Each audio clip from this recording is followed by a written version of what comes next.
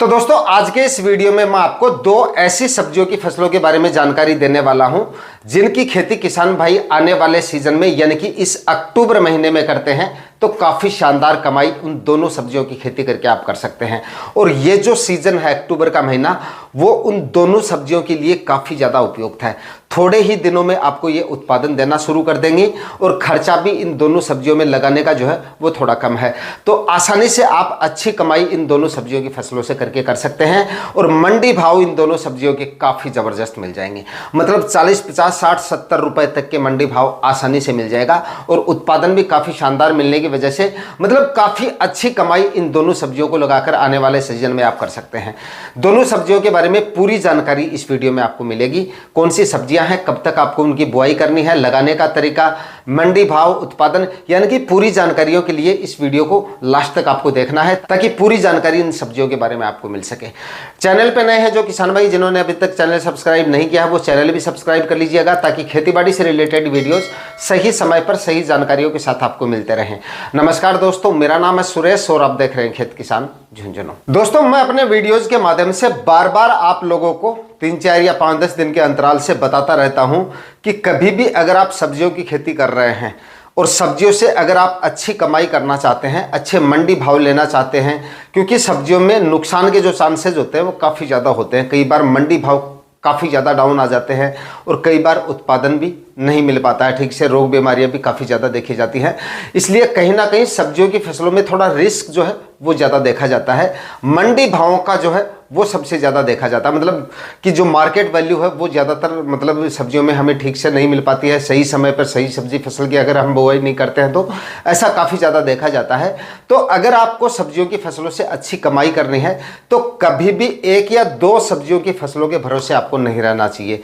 जब भी आप सब्जियां लगा रहे हैं तो कम से कम 3, 4, 5 सब्जियों का आपको चुनाव करना चाहिए। कम से कम 4 फसलें तो आपको लगानी चाहिए।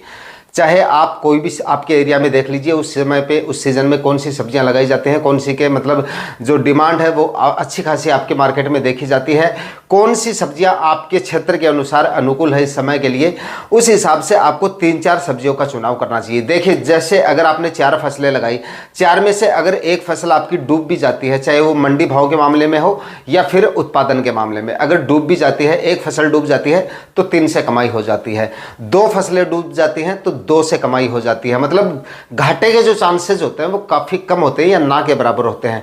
लेकिन वहीं पर अगर आप मान लीजिए एक फसल लगा के बैठ गए, उसी फसल के मान लो मंडी भाव भाई 4-5 रुपए केजी आ गए या उत्पादन किसी कारणवश डाउन रह गया या रोग बीमारियां कोई वायरस वगैरह मतलब इस तरह की बीमारी जो है वो ज़्यादा आ गई और उसकी वजह से उत्पादन आपका काफ़ी ज़्यादा डाउन हो गया, तो एक फसल अगर आप लगा रहे हैं तो उसमें रिस्क जो है वो काफ़ी ज़्यादा देखी जाती है। 2 लगा रहे हैं तो भी रिस्क है, मतलब एक अगर डूब जाती है दूसरी से निकल आता है तो दूसरी से उतना ज्यादा प्रॉफिट आपको नहीं मिल पाएगा। इसलिए हर एक वीडियो में आपको मैं बार बार बताता रहता हूं कि अगर आपको सब्जियों की फसलों से अच्छी कमाई करनी है तो लगभग आप 4-5 सब्जियों का आपको चुनाव करना चाहिए लेकिन नुकसान के जो चांसेस हैं वो कम से कम रहें। तो दोस्तों आप इस आने वाले सीजन में यानी कि इस पूरे अक्टूबर महीने में ब्रोकली की खेती करके भी अच्छी कमाई कर सकते हैं।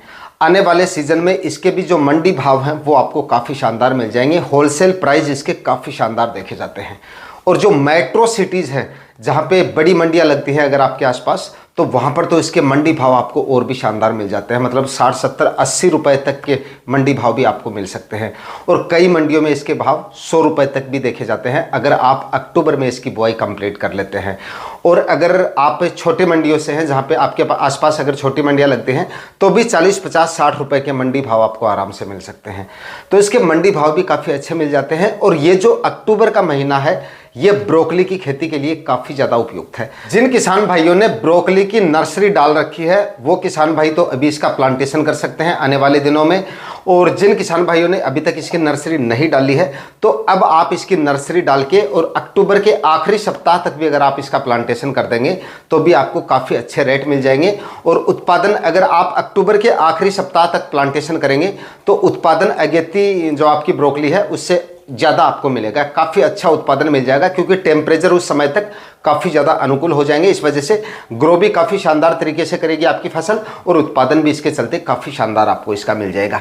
तो इस समय पे आप ब्रोकली की खेती कर लीजिए, शानदार प्रॉफिट आपको मिल जाएगा। अच्छी वैरायटियों का सिलेक्शन कर लीजिए, खाद उर्वरक अच्छी मात्रा में डालिए। और अगर आपने 3-4 सब्जियां और सेलेक्ट कर रखी है, फिलहाल अगर आपने 2-3 सब्जियां दिमाग में और है कि हम इन सब्जियों की बुआई करने वाले हैं, तो आप उनके साथ में जो है ब्रोकली लगा सकते हैं। मैं ये नहीं कहूँगा कि आपको 1 या 2 एकड़ में आप ब्रोकली खेती करें, मतलब थोड़े से एरिया में आप करके देख लीजिए और अगर प्रॉफिट अच्छा मिले तो अगली साल आप थोड़े ज़्यादा एरिया में कर सकते हैं। लेकिन अगर पहली बार अगर आप ब्रोकली लगा रहे हैं तो थोड़े से एरिया में एक बार आप लगा के देख लीजिए, काफ़ी शानदार इससे आपको कमाई हो सकती है, क्योंकि इसकी मार्केट डिमांड जो है आने वाले दिनों में वो शानदार रहती है। दोस्तों, ब्रोकली की अच्छी वैरायटियों की बात की जाए तो एक तो सकाटा कंपनी की साकी के नाम से एक वैरायटी आती है ब्रोकली की, काफ़ी शानदार वैरायटी है, आप इसका सिलेक्शन कर सकते हैं।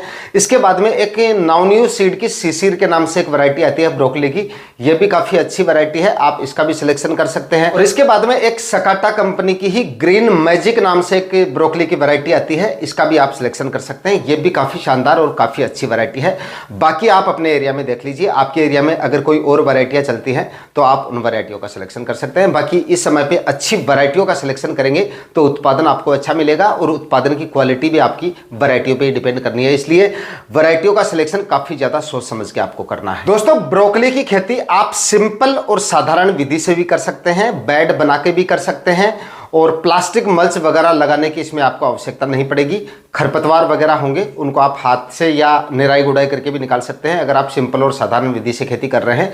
और लाइन से लाइन की जो दूरी है वो 45 सेंटीमीटर तक रखनी है और प्लांट से प्लांट की जो दूरी है वो लगभग 30 सेंटीमीटर, ये आपको डिस्टेंस मेंटेन करना है। और 1 एकड़ में अगर आप ब्रोकली के लिए नर्सरी डाल रहे हैं तो लगभग 400 से लेकर 500 ग्राम बीजों की आपको आवश्यकता पड़ेगी और प्लांटेशन के लगभग 60 से 65 दिन में आपकी जो ब्रोकली की फसल है वो हार्वेस्टिंग के लिए तैयार हो जाती है।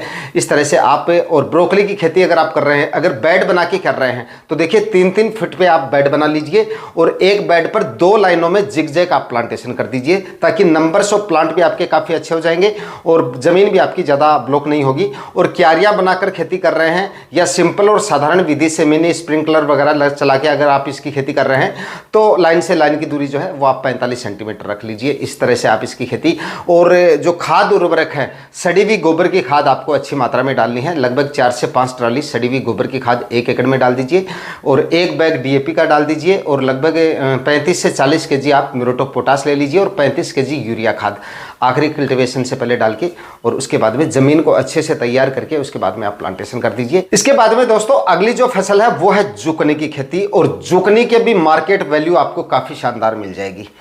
मेट्रो सिटीज़ के आसपास तो इसकी जो रेटें हैं वो काफ़ी ज़्यादा देखी जाती हैं, बाकी अदर मंडियों में भी इसके जो मार्केट प्राइस है वो 40 से 60 रुपए तक आपको मिल सकती है। और अगर बड़ी मंडियाँ आपके आसपास लगती हैं तो इससे ज़्यादा मंडी रेट भी आपको मिल सकते हैं, उत्पादन भी इससे आपको काफ़ी शानदार मिल जाएगा। हाँ, प्लास्टिक मल्च वगैरह इसमें आपको ज़रूर लगानी पड़ेगी, खर्चा ब्रोकली से थोड़ा सा ज़्यादा होगा, बाकी ब्रोकली में बीज का खर्चा थोड़ा ज़्यादा हो जाता है और इसमें प्लास्टिक मल्च का हो जाएगा, मतलब कि खर्चे में कोई ज़्यादा फर्क तो नहीं आएगा। लेकिन जुकनी के भी आपको काफ़ी शानदार रेटें मिल सकती हैं अगर आप आने वाले सीजन में इसकी खेती करते हैं।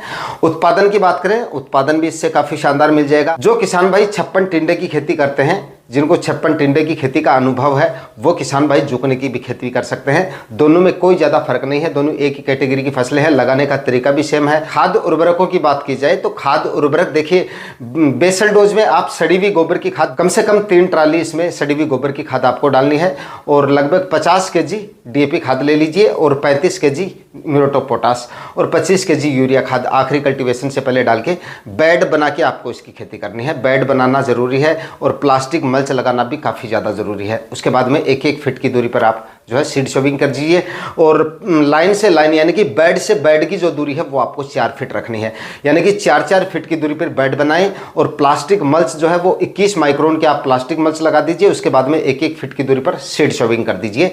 अच्छा प्रॉफिट जुकनी की खेती भी आपको देखी जा सकती है।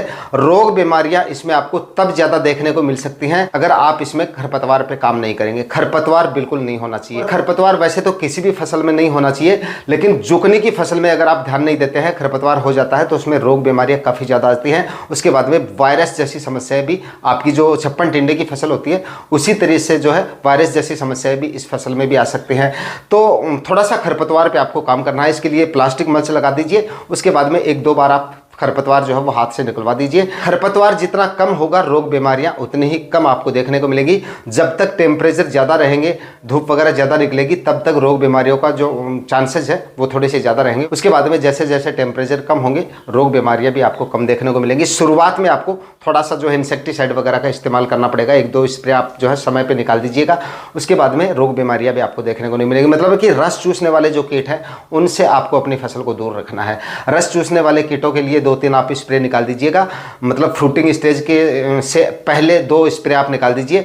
उसके बाद में जैसे ही आपकी फसल फ्रूटिंग स्टेज में आती है, उस समय पे फ्रूट फ्लाई का अटैक भी आपको इसमें देखने को मिल सकता है। तो फ्रूट फ्लाई के लिए फ्रूट फ्लाई ट्रैप लगा दीजिए। और बायर का जो सोलोमोन आता है जिसमें एमिडाक्लोप्रिड और बीटा साइक्लोथ्रिन होता है, उसका आप स्प्रे निकाल दीजिए 10 ml प्रति 15 लीटर स्प्रे टैंक के हिसाब से। तो फ्रूट फ्लाई भी आपको परेशान नहीं करेगी। दोस्तों, जुकनी की बुआई का सही जो समय है वो शुरू होता है सितंबर के आखिरी सप्ताह तक। और अगर उस समय पे आपके क्षेत्र में टेम्परेचर ज़्यादा है, मतलब 30, 31 या 32 डिग्री से ऊपर अगर टेम्परेचर जा रहे हैं, तब आपको थोड़ा सा और इंतजार करना चाहिए। और इसकी बुआई जो है ऐसे क्षेत्र में 15 अक्टूबर के आसपास आपको करनी चाहिए। और जहाँ पर 15 अक्टूबर तक भी अगर टेम्परेचर ज़्यादा है तो थोड़ा सा आपको और इंतजार करना चाहिए, लेकिन 30-32 डिग्री से ऊपर टेम्परेचर नहीं होना चाहिए। यानी कि कहने का मतलब है कि अक्टूबर के पहले सप्ताह से लेकर और पूरे अक्टूबर माह में कभी भी आप इसकी खेती कर सकते हैं। अक्टूबर के आखिरी सप्ताह में लगाएंगे तब भी इसके अच्छे खासे मंडी रेट आपको मिल जाएंगे। और जुकनी की फसल जब भी आप लगा रहे हैं, अच्छा उत्पादन अगर आपको इससे लेना है तो बेड बनाकर और प्लास्टिक मल्च लगा के ही आपको इसकी खेती करनी है। वरना अगर ओपन फील्ड में आप इसकी खेती करते हैं, क्यारियां बनाकर या नालियों में अगर आप इसकी बुआई करेंगे और जब आप सिंचाई करेंगे, प्लांट के पास अगर पानी थोड़ी देर भी ज़्यादा देर तक अगर ठहर जाता है, या प्लांट या तने को पानी अगर काफ़ी ज़्यादा देर तक अगर वहाँ पे भरा रहता है, तो फफूंद जनित रोगों का प्रकोप इसमें जल्दी होता है। तो वो आप थोड़ा सा देख लीजिएगा। बेड बनाएं और ड्रिप इरिगेशन की सहायता से इसकी खेती करेंगे तो उत्पादन और भी शानदार आपको मिलेगा और रोग बीमारियां भी कम से कम आपको देखने को मिलेगी। दोस्तों, इन दोनों सब्जियों का अगर अनुभव आपको कम है तो ज़्यादा एरिया में देखिए 2-3 चीज़ें आपको ध्यान में रखनी पड़ेंगी। ज़्यादा एरिया में आपको इन सब्जियों को नहीं लगाना है और केवल इन 2 सब्जियों पे ही आपको डिपेंड नहीं रहना है। जैसे कि आपको मैंने पहले ही बता दिया था, अगर आप और सब्जियां लगा रहे हैं, 3-4 और फसलें लगा रहे हैं, तो उनके साथ में आपको इनका सिलेक्शन करना है। कभी भी आपको सब्जियों की फसलों से अगर घाटे से आपको बचना है ना, तो कभी भी एक ही फसल पे आपको डिपेंड नहीं रहना है। 3-4 फसलों का आपको चुनाव करना है। हो सकता है कौन सी फसल कितने क्या मंडी भाव दे जाए, कौन सी फसल आपको कितना ज़्यादा मुनाफा दे जाए, पहले इतना ज़्यादा पता नहीं चलता है। सिर्फ हम एक आइडिया लगा सकते हैं कि इस समय पे इस फसल के आने वाले दिनों में अच्छे मंडी भाव मिल सकते हैं, अच्छा उत्पादन मिल सकता है। पिछले कई सालों का आंकड़ा देखा जाता है कि इस समय लगाने पर इस फसल के पिछली साल या उससे पिछली साल भी हमें अच्छी कमाई हुई थी, इससे अच्छे मंडी प्राइस मिले थे। इस आधार पर सब्जियां लगाई जाती हैं। बाकी ज़्यादा कोई कुछ इसका इनका पता नहीं होता है कि कितने क्या ज़्यादा मंडी भाव इसके मिल सकते हैं। एक ही फसल पे कभी भी आपको डिपेंड नहीं रहना है। 3-4 फसलें लगा रहे हैं तो उनके साथ में आपको इनका चुनाव करना है। बाकी इन दोनों सब्जियों के बारे में पूरी जानकारियां देने की कोशिश की है मैंने। और कोई सवाल अगर आपके मन में है तो कमेंट सेक्शन में आप पूछ सकते हैं, जवाब देने की मैं कोशिश करूंगा। आज के वीडियो में इतना ही। मिलते हैं किसी और वीडियो में नए टॉपिक के साथ। तब तक के लिए जय हिंद, वंदे मातरम।